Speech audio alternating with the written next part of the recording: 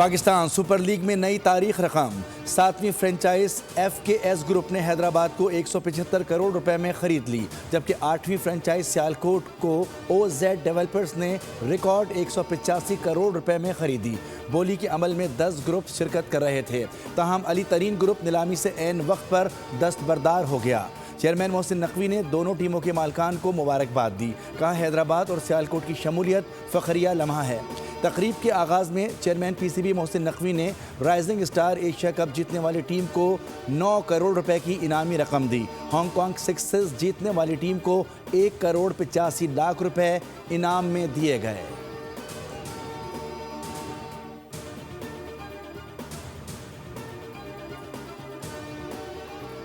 مارکہ حق میں دشمن کو ایسا سبق سکھایا کہ وہ ہمیشہ یاد رکھے گا۔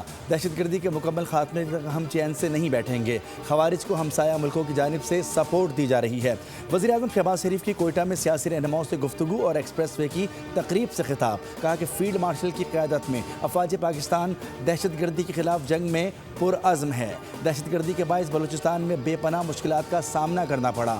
کوئٹہ کراچی روڈ کا سنگ بنیاد رکھ رہے ہیں، 300 ارب کی لاگت سے 4 رویا سڑک تعمیر کی جائے گی۔ وزیراعظم کے مختلف منصوبوں کا سنگ بنیاد اور افتتاح کی تقریب میں شرکت، ہدایت دی کہ منصوبوں کو جلد مکمل کیا جائے۔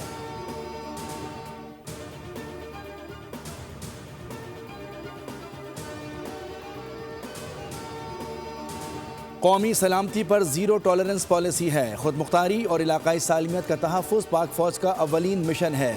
Chief of defence forces field marshal Syed Asim Munir کا لاہور گیریجن میں افسران سے خطاب، کہا کہ پاکستان کی مسلح افواج ملک کی خود مختاری، علاقائی سالمیت اور داخلی استحکام کے تحفظ کے لیے ثابت قدم ہیں۔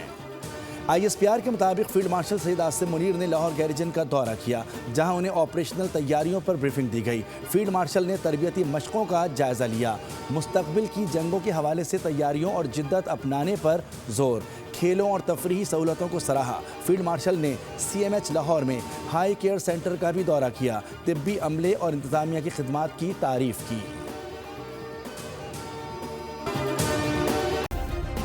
سبسکرائب کریں اور بیل دبائیں تاکہ کوئی خبر رہ نہ جائے۔